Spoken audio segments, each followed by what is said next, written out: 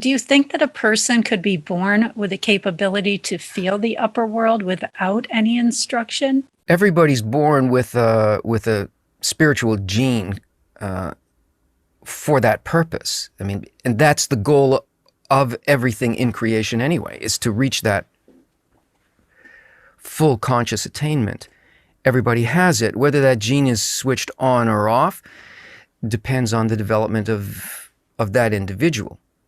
No, nobody has that connection alone within themselves. It doesn't happen until bridges are made in terms of seeing others that way.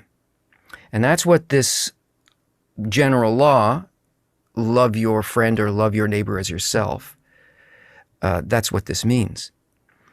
So if you take that basic gene, if it's turned on for you, and you try to find an environment in which that gene or that seed, that point in your heart can develop, meaning that that's the purpose of that environment, that group of people is aimed only at the fulfillment, at your being able to fulfill that, and you are there only so that they will be able to fulfill it, then that turned on gene will turn into a complete revelation of the perfection of you, your soul, and the creation, and one will develop. It doesn't come without work. It must be conscious, because the whole goal of creation is that we will eventually be able to be, think, and do, and synchronize with the intention that created everything.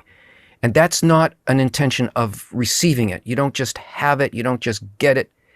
It comes in developing the ability to give it.